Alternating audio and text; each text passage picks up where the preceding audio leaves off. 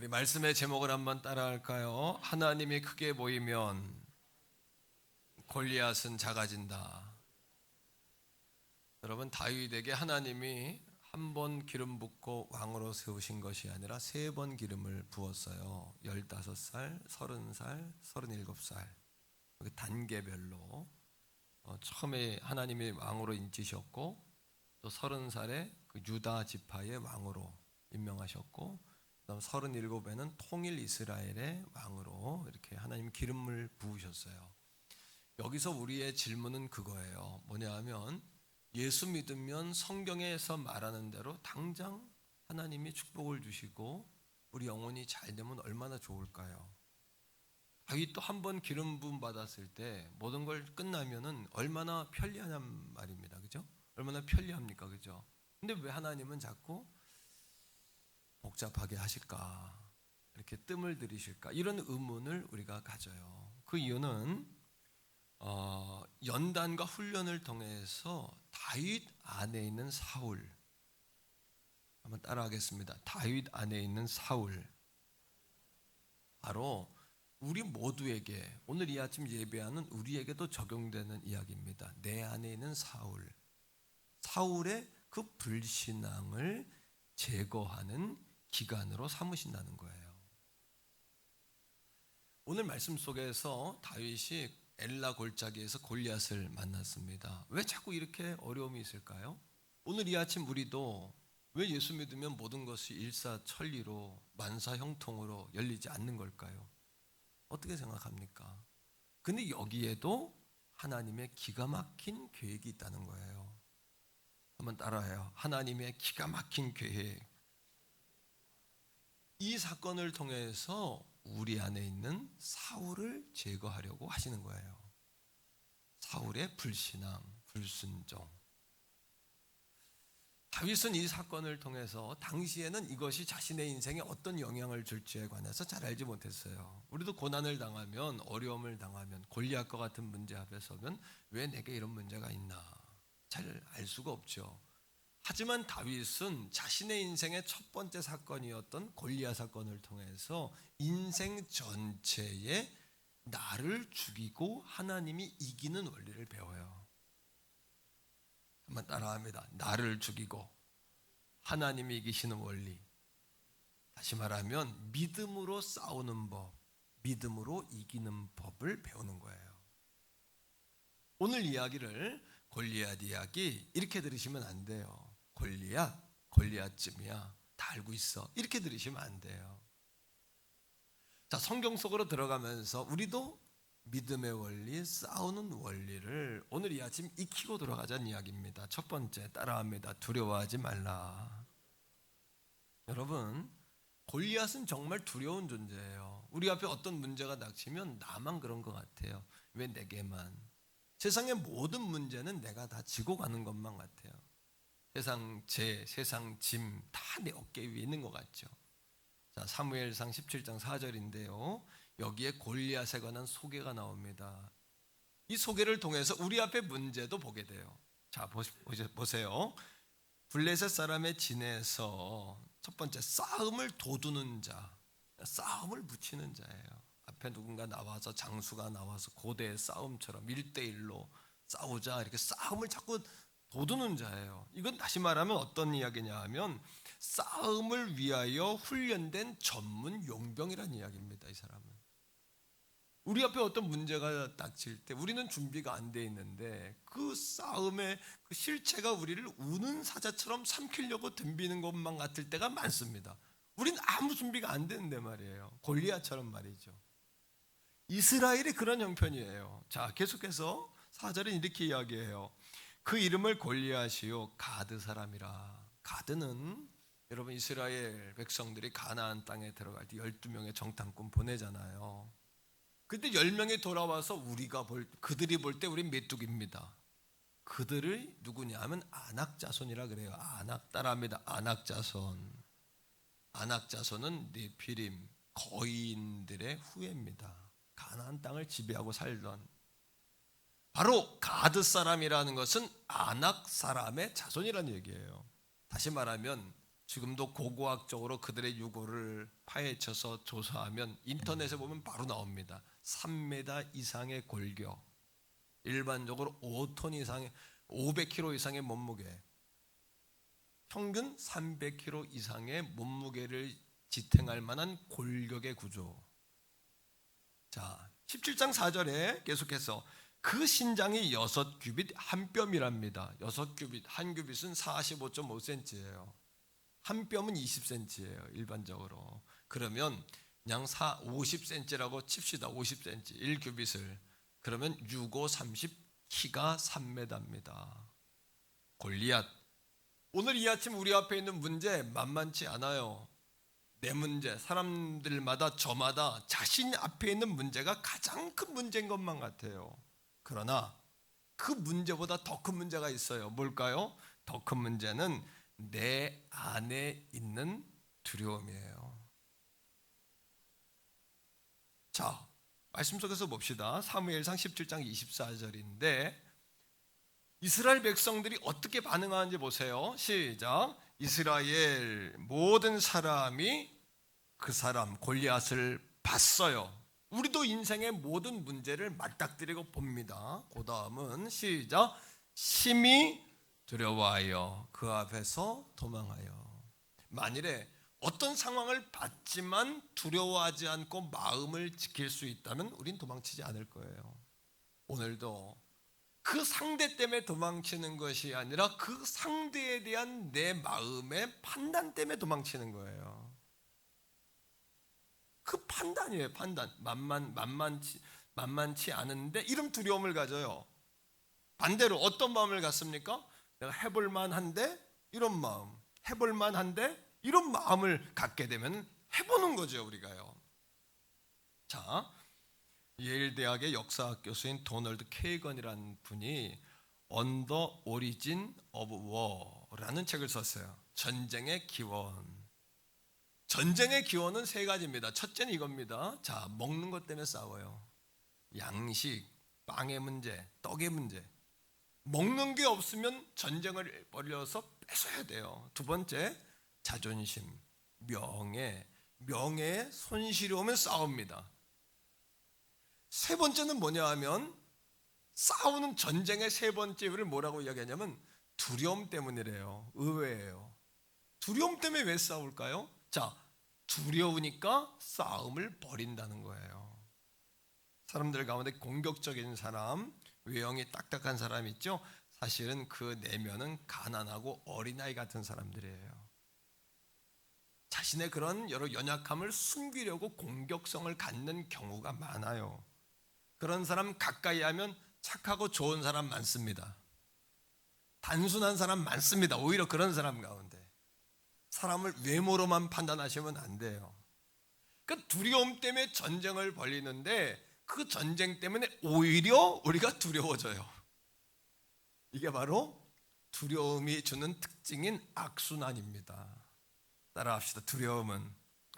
두려움을 낳는다. 여러분, 우리 안에 진정한 적은 뭐냐 하면 골리앗이 아니라 내 안에 있는 두려움. 다시 말하면 진정한 적은 나 자신임을 아셔야 돼요. 오늘도 우리가 이겨야 될 적은 나 자신이에요. 오늘도 극복해야 될 한계는 나 자신이에요. 오늘도 죽어야 될 원수는 나 자신이에요. 목회의 가장 큰 적은 나 자신임을 날마다 봐요. 목회자로서 하나님, 십자가 앞에 죽지 못한 나를 불쌍히 여겨주세요. 이런 기도를 가장 많이 하며 살아요. 따라합니다. 진짜 적은 내 안에 있는 나 자신이다. 인정하십니까? 인정이 되십니까? 제가 보니까 고개를 아멘은 안 해도 고개를 끄덕이시는 분이 많으시네요. 체험적인 이야기입니다. 자, 그런데 두려워할 수는 있지만 더 큰 문제가 있습니다. 더 큰 문제는 뭐냐 하면 우리의 마음과 말에 하나님이 없는 거예요. 당시 전쟁터에 있었던 사람들이 있습니다. 사울왕의 마음과 말에는 하나님이 없어요.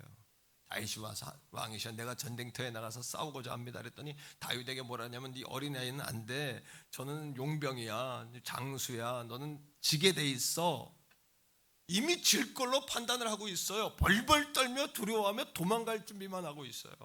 엘리압, 다윗의 큰형입니다. 이세의 큰아들. 사람들이 볼 때 사울과 같았던 잘생기고 미남, 정말 어디에 내세워도 아쉬울 것 같지 않은 그런 사람이었는데 성경은 뭐라 그래? 하나님이 그를 버렸다 그래요.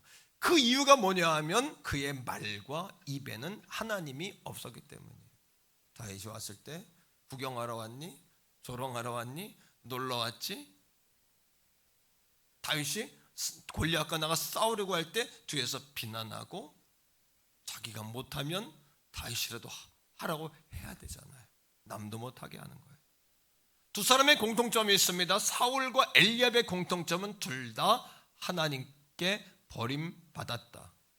하나님이 하신 말씀이 있습니다. 사람은 외모를 보지만 하나님을 heart, 중심을 보신다.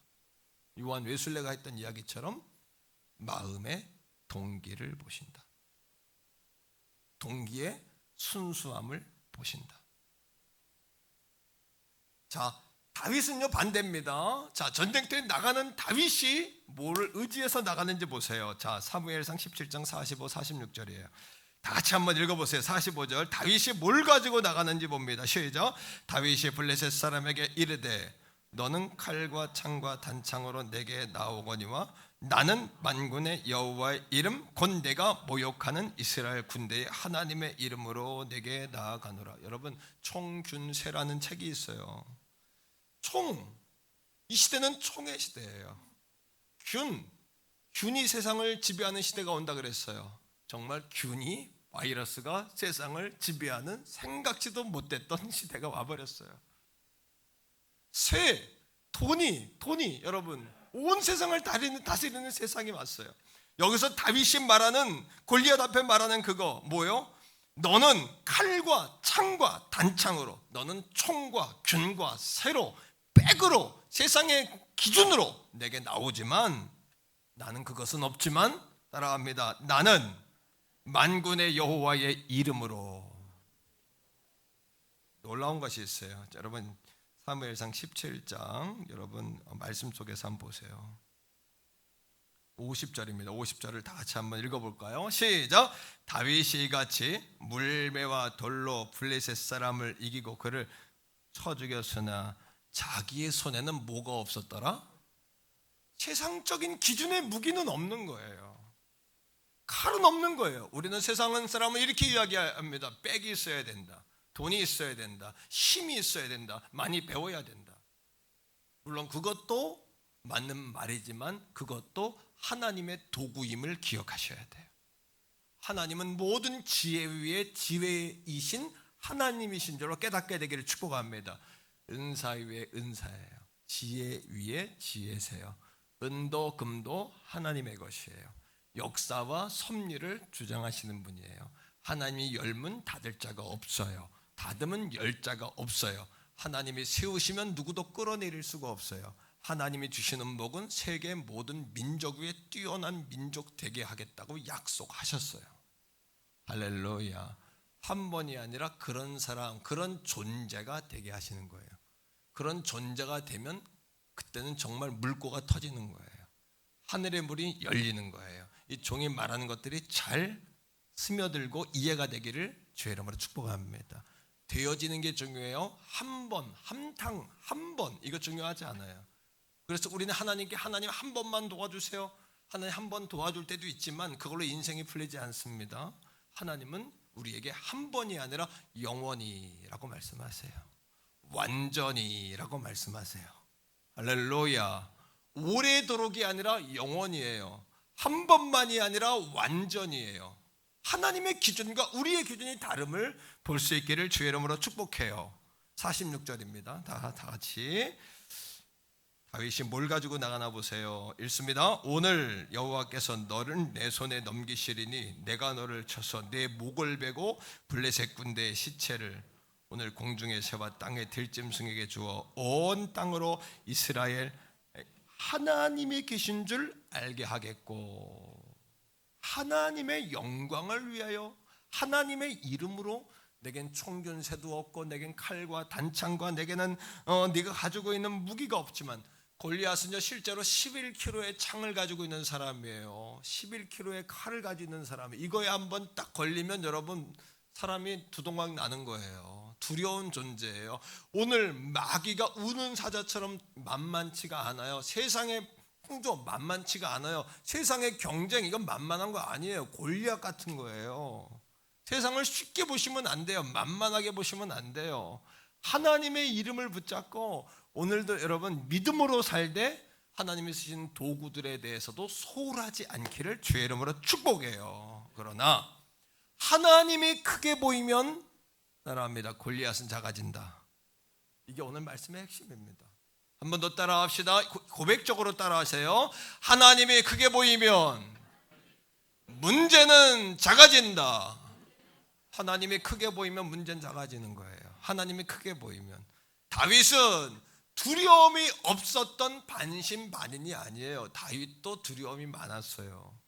골리앗 만났을 때도 성경은 디테일하게 이야기 않지만 다윗은 두려웠어요. 세상의 모든 문제, 사울에게 쫓겨다닐 때도 두려웠어요. 하나님 앞에 범죄했을 때 하나님 나를 쫓아내지 마시고 성령을 거두지 마시고 늘 다윗은 쫓겨날까 봐 버림받을까 봐 왜 하나님이 두려운 거예요. 다윗은요. 그러니까 다윗은 두려움이 없었던 것이 아니라 두려움을 이긴 사람이에요.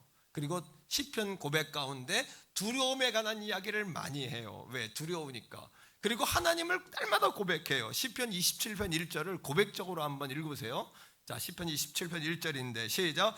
여호와는 나의 빛이요 나의 구원이시니 내가 누구를 두려운 거예요. 다윗이 두려운 거예요. 사실은 심리적으로 보면 두려운 거예요.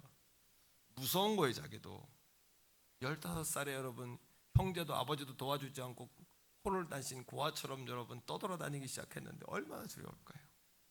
믿을 사람이 없어요.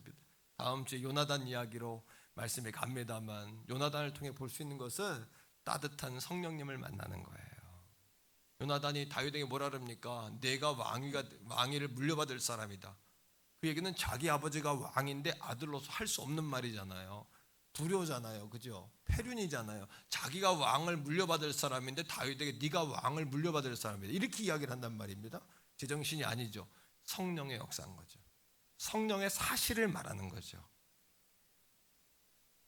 자, 계속해서 여러분 두려운 거예요. 다윗도요. 그 다음에 여호와는 시작. 여호와는 내 생명의 능력이시니 내가 누구를 무서워하리요. 무섭지 않다는 이야기가 죽도록 무서운 거예요. 다윗도요. 그러니까 내가 모두가 무서우니까 누구를 무서워하리요. 누구를 두려워하리요.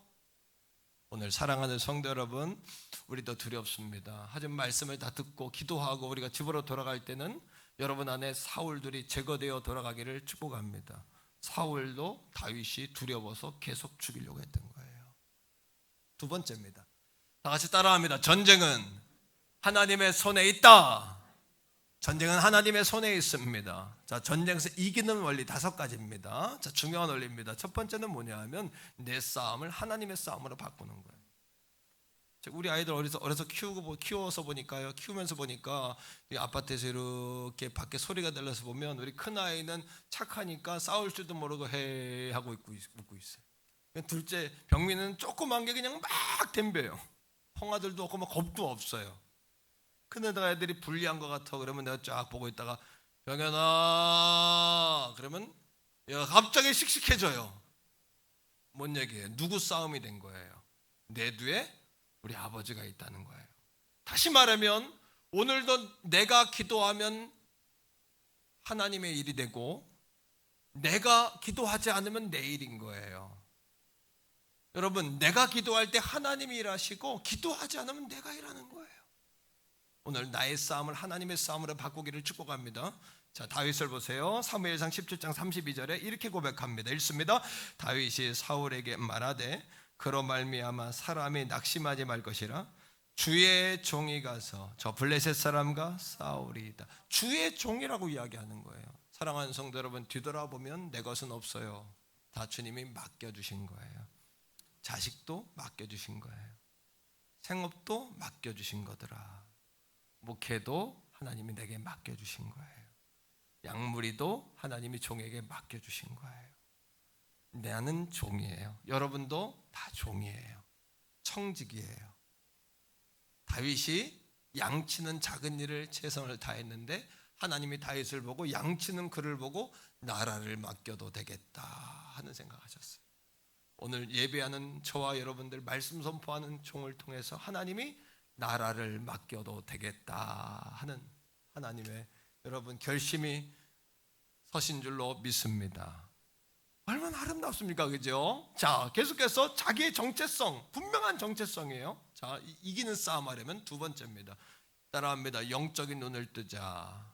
그러니까 현실, 현상을 보지 마시고 현상에 벌어지는 진실을 보는 눈을 키우셔야 돼요. 오늘도 예배하는 우리를 천군 천사가 두르고 있고 성령이 임재하시며 하나님이 머리머리에 터치하고 계시는 줄로 믿습니다.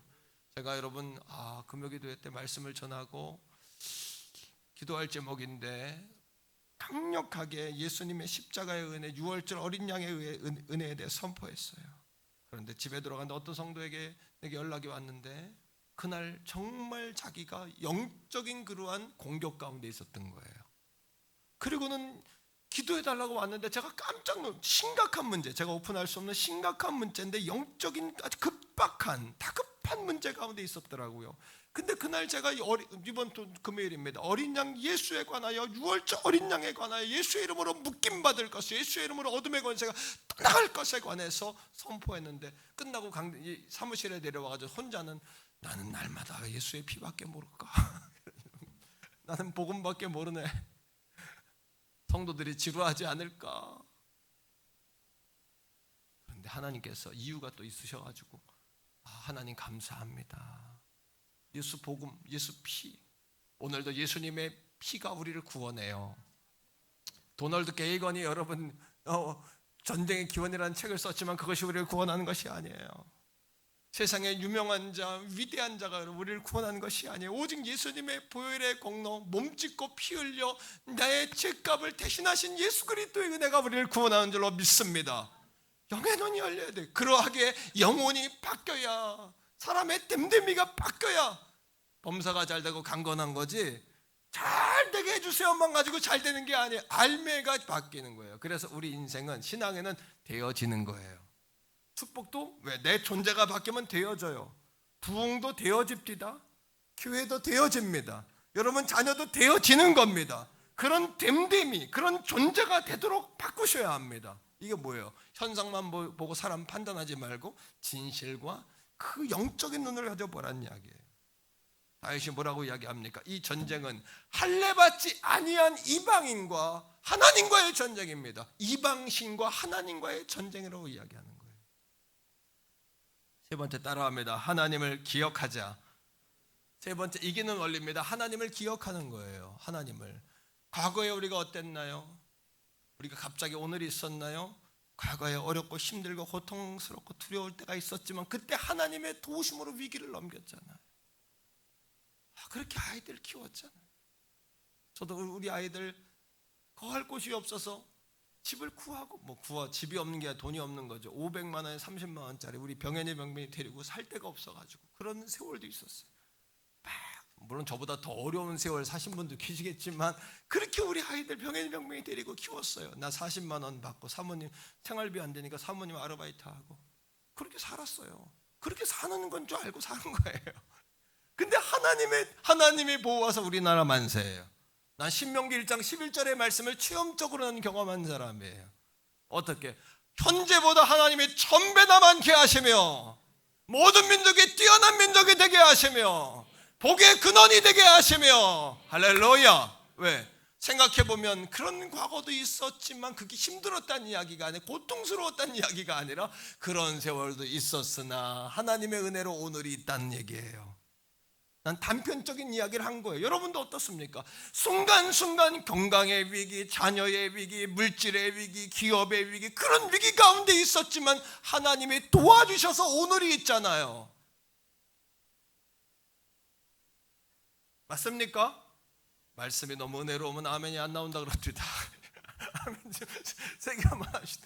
이건 우리 아멘 할 수 있잖아요. 그렇게 그런 과거에 죽을 것만 같았고 세상에 무거운 짐은 다 내가 지고 있었던 것 같았는데 하나님의 도우심으로 내가 숨통이 열리고 오늘의 내가 있잖아요.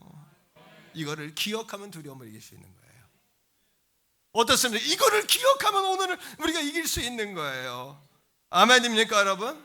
그리고 전쟁이 하나님의 손에 있음을 기억하셔야 돼. 전쟁이란 뭐 죽고 사는 것이 하나님의 손에 있다는 거예요. 다윗을 보세요. 자, 사무엘상 17장 47절입니다. 47절 다 같이 한번 시작. 또 여호와의 구원하심이 보세요. 칼과 창에 있지 총균세가 아니란 얘기예요. 돈과 명예 지식이 우리를 살리고 죽이는 게 아닙니다. 다 갑니다. 세월 지나면 다 끝납니다. 자, 이 무리에게 알게 하사 전쟁은 시작. 전쟁은 여호와께 속한 것인즉 그가 너희를 우리 손에. 전쟁은 여호와께 속했어요. 전쟁은 하나님의 손아귀에 있습니다. 승패는 하나님의 손아귀에 있습니다. 별과 같은 존재도 영원하지 않고 떨어집니다. 그죠? 올림픽 보니까 금메달 후보들도 다 떨어지더라고. 신예들이 다 올라오고, 예? 정말 뒤죽박죽인 것 같지만 한 시대가 가면 한 시대가 오고 유행이 가면 새로운 유행도 옵니다만 하나님의 말씀은 영영한 줄로 믿습니다, 여러분. 아멘이에요. 자, 그런데 정말 중요한 게 다섯 번째입니다. 다섯 번째 뭐냐 하면요, 믿음의 고백만 있으면 안 돼. 우리의 신앙이 달려가는 신앙이 돼야 돼. 전쟁에 여호와께 속했다 그러니까 실체가 들키니까 이 골리앗이 약이 바짝 올라서 독사처럼 독이 바짝 올라. 여름에 독사들이 독이 바짝 오릅니다. 독이 조심하셔야 돼요. 독사들이 독이 바짝 올라가지고 다윗을 향해 뜹니다. 그랬더니 다윗이, 이스라엘 백성들은 그를 보면 다 도망갔잖아요. 두려우니까. 하지만 두려움 대신 하나님의 말씀으로 체인지한 거예요. 과거를 기억한 거예요. 옛날 곰도 사자도 자기가 싸웠을 때 하나님이 도우셔서 이기하셨으니까. 자, 말씀 속에서 48절 읽어보세요. 8절 9절 이어서 있습니다. 시작. 블레셋 사람이 일어나 다윗에게로 마주 가까이 올 때에 다윗이 뭐 했어요? 도망갔나요? 아니요. 시작. 다윗이 블레셋 사람을 향하여 빨리 달리며. 언제 빨리 달립니까? 좋은 일이 있을 때, 빨리 획득해야 될 때, 그걸 주는 사람이 임자할 때. 그러니까 오늘도 여러분 우리에게 있는 세상은 여러분 가나안 땅을 갔다 온 두 명의 정탐꾼 우리의 밥입니다 했던 것은 뭐냐 하면 이미 우리의 소유입니다. 내 것입니다. 우리가 살아보진 않았지만 하나님이 우리와 함께 하신다면 우리 앞에 펼쳐질 미래는 우리의 밥인 줄로 믿습니다. 밥인 줄로 믿습니다. 그렇게 여러분들 마음의 두려움들이 체인지 되시기를 주의 이름으로 간절히 바랍니다. 하나님이 크게 보이면 문제가 작아 보인다. 하나님이 크게 보이면 골리앗도 작아 보인다.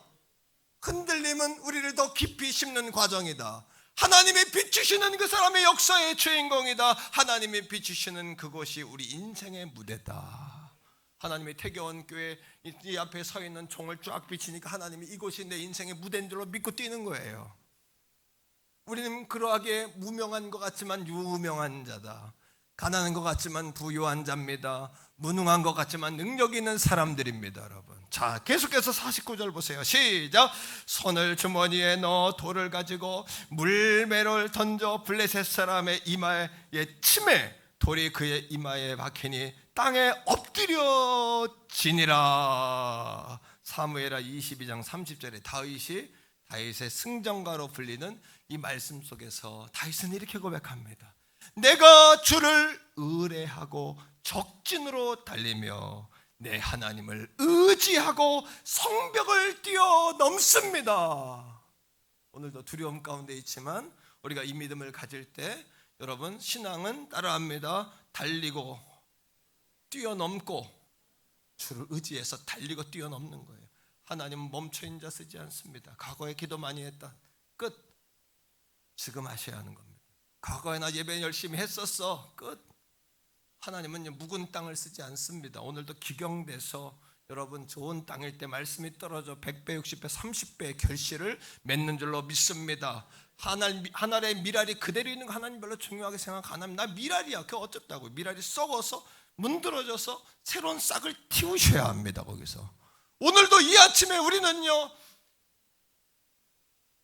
그 우리의 미랄, 딱딱한 미랄 같은 나를 말씀을 통해서 깨뜨리고 썩어지고 문드러져서 돌아가는 겁니다. 싹을 피우고 돌아가는 겁니다. 마른 뼈다귀들이 살아서 여러분 군대가 돼서 돌아가셔야 합니다. 할렐루야. 그렇게 그런 여러분 골리앗. 그러니까 오늘 골리앗쯤이야. 오늘 말씀의 제목을 딱 듣고 아유 골리앗쯤이야. 나 싸움 얘기 맨날 들었던 이야기 이렇게 생각하시면 안 돼요. 역사가 안 일어나. 골리앗쯤이야가 아니잖아요. 말씀을 살펴보니까요. 세 번째 마지막입니다. 따라합니다. 하나님은 전쟁에 능하신 왕이시다. 하나님은 전쟁에 능하신 왕이십니다. 영국의 C.S. 루이스라는 신학자가 여러분 스크루테이프의 편지라는 책을 썼어요. 31가지로. 스크루테이프는 누구냐 하면 지옥에는 마귀 대장이에요. 이 지상을 다스리는 조카 마귀에게 편지를 쓴 거예요. 31가지로 어떻게 하면 사람들을 미혹해서 넘어뜨릴까. 예? 근데 31가지 가운데 인상적인 게 2가지가 있어요. 뭐냐 하면 그 조카에게 첫 번째, 마귀 얘기하면 무식한 사람으로 매도해라. 이게 첫 번째 방법이에요. 마귀, 사탄, 영적인 얘기하면 무식한 사람으로 매도해라. 이 과학 시대에, 첨단 시대에, 인공지능 시대에, 우주 달나라 시대에 마귀 얘기가 존재하느냐?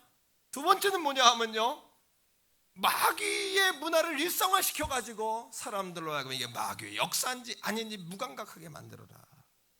여러분 바이러스 때문에 온 땅이 정말 집중하고 긴장해. 그 막 올림픽으로 한쪽에서 막 떠들고 있는데 한쪽에서는 또 여러분 가족이라는 개념을 남녀가 아니라 또 동성도 가족으로 만드는 법안들이 진행되고요.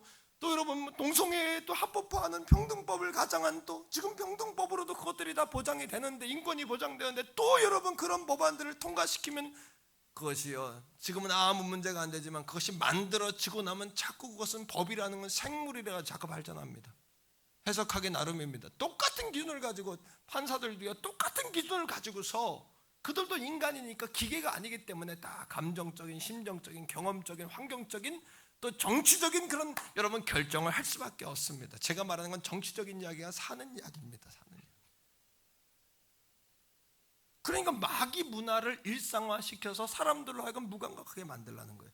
성경에는 5가지로 사단의 역사가 분명히 있음을 이야기합니다. 첫째 따라합니다. 분열, 디비전, 디아블로스, 뭐예요? 이간질에서 마귀의 관계 속임수 트릭을 써가지고 가장 찰떡궁합같이 좋았던 부부도 마귀가 역사하면 등 돌리고 백지장갑 예? 님이라는 글자에 저만 하면 찍으면 남이 된다는 참 그런 노래를 왜 만들었는지 모르겠어요. 참 머리도 좋아요 정말.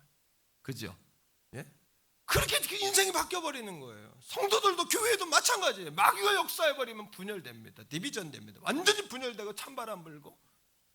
은혜로운 교회는 사람이 많던 짓던 성령이 임하시니까 따뜻합니다. 가득 찬 느낌이 와요.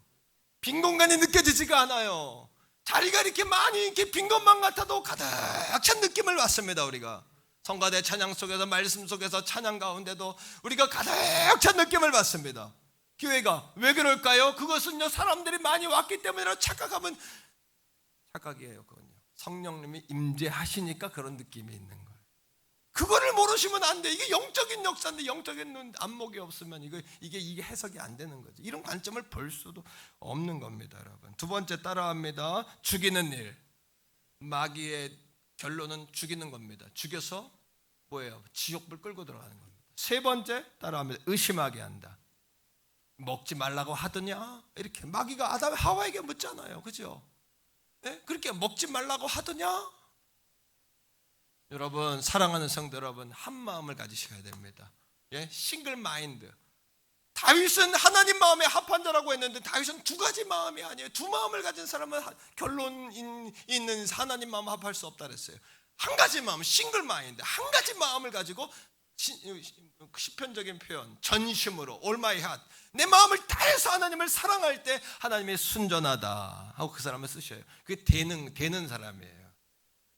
되어지는 인생을 사셔야지 되려고 하면 안 됩니다. 스스로 저절로 되어지는 겁니다. 존재가 바뀌면. 샘의 근원이 맑으면 맑은 물 나오는 거예요. 샘의 근원이 상하면 아무리 중간에서 소독을 하고 여러분 좋은 물 만들려고 해도 썩은 물 계속해서 흐르는 거예요.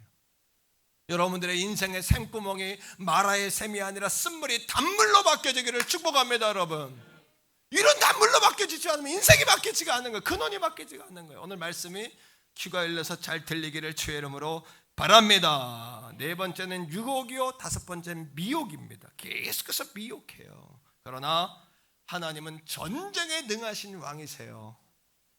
전쟁에 능하신 왕이세요. 하나님은 백전백승이에요. 자, 다윗을 보세요. 다윗은 베들레헴에서 나서 유다 지파예요. 예수님 베들레헴에서 났어요. 유다 지파예요. 똑같아요. 그렇죠? 공통점이 굉장히 많아요. 다윗을 공부하면서 예수님 보셔야 돼요. 다윗은 예수님의 모형이에요. 다윗은 베들레헴에서 커서 양치입니다. 가난한 인생 살아요. 그렇죠? 예수님은 몫으로 가난한 인생을 사세요. 나사렛에서 가난한 인생, 무명의 삶을 사세요. 자라면서 다윗은 계속해서 형제들에게 핍박을 받고 아버지 조차도 인정하지 않습니까? 어머니가 다윗을 키우는 거예요. 기르는 거예요. 기르는 거예요. 믿음의 사람으로 다 길렀습니다. 그렇죠? 그리고 자라면서 기름 부음 받은 마음부터는 마귀가 가만히 한다. 왜? 다윗의 자손 예수니까, 예수님이 있으려면 다윗이 있어야 되니까 가만히 놔두질 않습니다. 사울을 통하여 계속 죽이려고 공격을 해요. 그죠? 계속 죽이려고 짓밟으려고.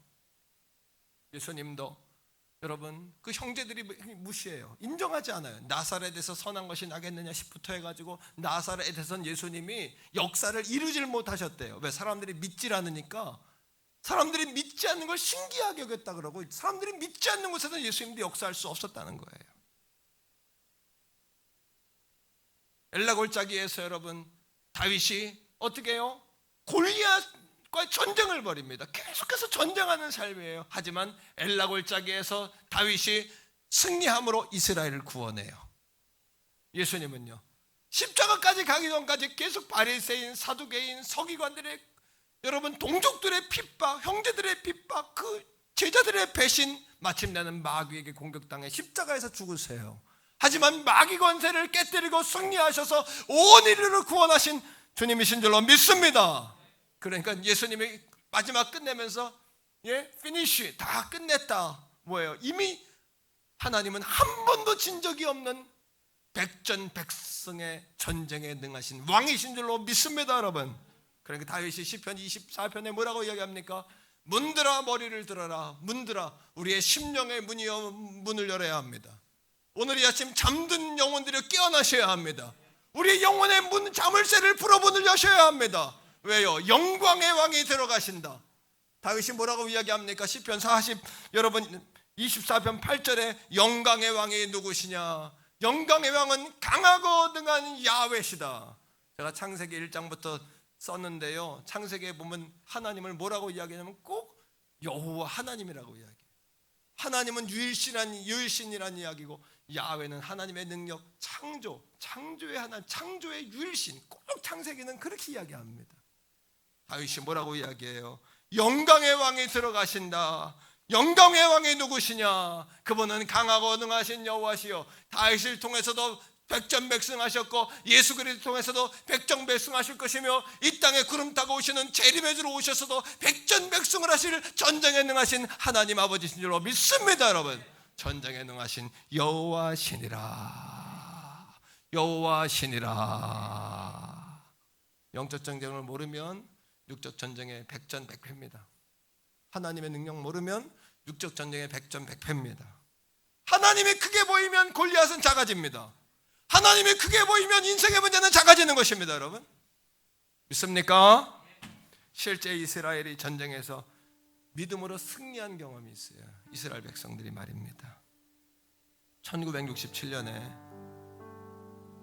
이스라엘과 아랍 사이에 전쟁이 일어나요.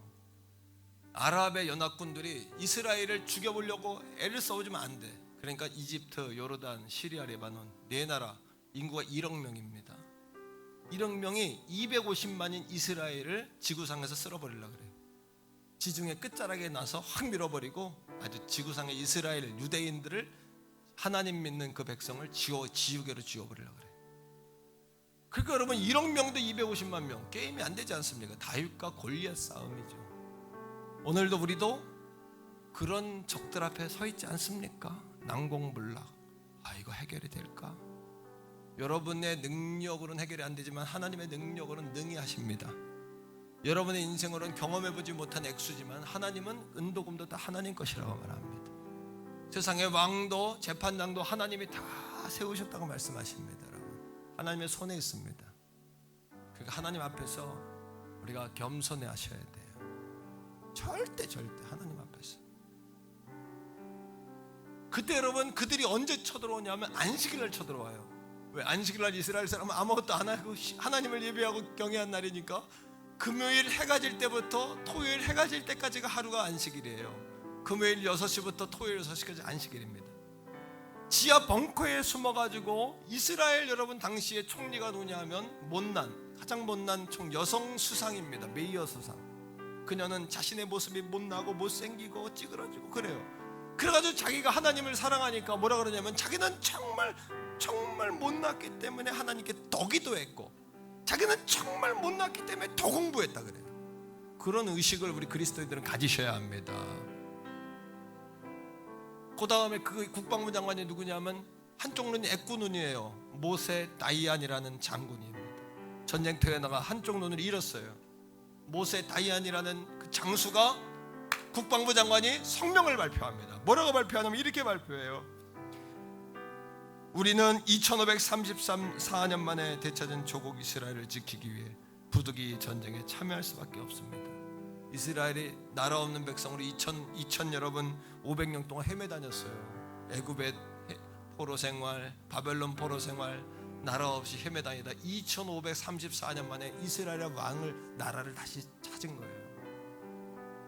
지금도 예루살렘에 가면 반쪽은 여러분 그 시온성 여러분 그 예루살렘 성전은 아랍 애들 거예요.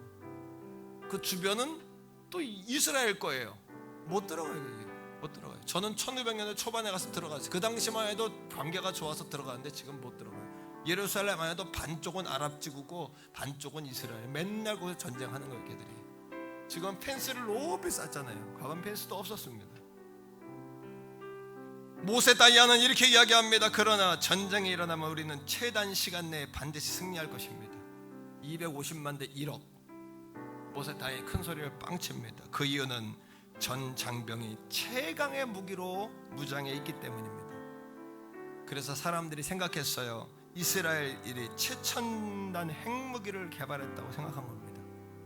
돈이 많고 세계 정제를 쥐고 있고 노벨상 막 타고 그러니까 세계에 여러분 핵폭탄 준비했구나. 다음날 안식일이 끝나고 다음날 젊은이들을 아들 딸들을 딸도 여자들 군인이니까 이스라엘은 아들 딸들을 군대로 보내면서 엄마들이 아들의 포켓에 왼쪽 포켓에 성경 구절을 적어서 놓습니다. 딸의 포켓에 성경 구절을 적어 놓습니다. 방송에서는 계속 동일한 성경 구절을 계속 낭독합니다. 모세 다이안이 이렇게 이야기해요. 여러분 이제 최강의 무기를 발표하겠습니다. 아모스 9장 14절로부터 15절의 말씀입니다. 그 말씀은 이래요. 내가 내 백성 이스라엘이 사로잡힌 것을 돌이키리니 그들이 황폐한 성읍을 건축하여 거주하며 포도원을 가꾸고 포도주를 마시며 과원들을 만들고 그 열매를 먹으리라. 하나님 돌이키셨던 거예요. 15절 내가 그들의 땅에 심으리니 하나님 이스라엘 회복시키셨어요. 그들이 내가 준 땅에서 다시 뽑히지 아니하리라. 내 하나님 여호와의 말씀이니라. 내 하나님 여호와의 말씀이니라. 내가 준 땅에서 결코 뽑히지 아니하리라. 내가 준 땅에서 결코 뽑히지 아니하리라. 이 말씀을 쪽지에 적어 아들 딸 안쪽 주머니에 넣어서 전쟁터로 보낸 거예요. 전쟁하는 내내 여러분 방송에서 계속 모든 방송 수도 성경 말씀 낭독. 이 방송을 들은 전 세계 유대인들이 어떻게 반응했을까요? 어머니 아버지들은 사업체를 정리하고 그 돈으로 무기를 사서 고국에 보냈어요. 비행기를 전세내서 예루살렘으로 보냈어요. 세계 유수한 대학에 다니는 10대 후반, 20대 중반, 30대 초반의 젊은이들이 하버드, 예일, 옥스퍼드 전 세계에 퍼져 있는 유수한 그 아이들이 직장 대학 다 내려놓고 비행기 타고 전쟁터인 예루살렘으로 다 들어온 거예요. 그 모습에 그 아랍의 1억 군대가 질려버린 겁니다. 여러분 자기들의 젊은이들은 다 도망가는데, 자기들의 여러분 사업가들은 다 물질 가지고 딴 나라로 도망갈 준비부터 하는데, 심지어 어떤 일이 벌어졌는지 아십니까? 하나님의 기적이에요. 이스라엘 군대가 예루살렘으로 들어왔더니 예루살렘을 점령하고 있던 요르단 군대가 다 퇴각하고 엎드라는 거예요. 암호를 잘못 해독해가지고 다 물러가 있는 거예요. 심지어 여러분 이 역사책을 읽다 보니까요, 광야에서 수천 명의 여러분 이집트 군대가 혼자 남은 이스라엘 군인이 길을 잃고 혼자 남았는데 수천 명의 군대가 한 사람 앞에 항복했다는 거예요. 항복하라는 지령을 잘못 받아가지고 성령이 역사하신 거예요. 하나님이 역사하신 거예요. 그리고 그 전쟁은 며칠 만에 6일 전쟁, 6일 만에 이스라엘의 대승으로 끝났어요. 아랍의 1억 군대도 어찌할 수 없는 그들의 무기와 그들의 병력과 재산으로도 어찌할 수 없는 게 야훼 하나님의 능력인 줄로 믿습니다. 여러분, 할렐루야, 할렐루야. 오늘도 하나님의 말씀을 듣고 도망가지 말고 반응하는 자가 될 때 하나님 우리를 통해 놀라운 역사와 기적을 이룰 줄 믿고 우리 아들, 딸들을 그렇게 충성하는 자들로 키워내셔야 돼요. 전쟁은 여호와께 속했어요. 어떤 싸움이든 하나님의 싸움이면 이기는 거예요. 사실 우리는 예수님이 이긴 싸움을 싸우는 거예요. 우리가 가장 힘든 길을 가는 것 같지만 예수님이 걸어가신 그 길을 우리는 사실 뒤따라가는 거예요. 예수님이 받으신 그 핍박의 길을 뒤따라가는 거예요. 고독한 길, 배고픈 길, 그 어려운 길을 우리는 뒤따라가는 거예요. 아멘이십니까 여러분? 우리의 최강의 무기는 믿음이며 우리의 최강의 군대는 말씀이며 우리의 최강의 사랑받는 사랑받는 하나님이시다. 오늘도 우리의 고백은 다같이 따라합니다. 하나님이 크게 보이면 골리앗은 작아진다. 한 번 더 해요. 하나님이 크게 보이면 문제는 작아진다. 같이 한번 기도하겠습니다. 이 시간 두려워하지 말라 말씀하고 계세요.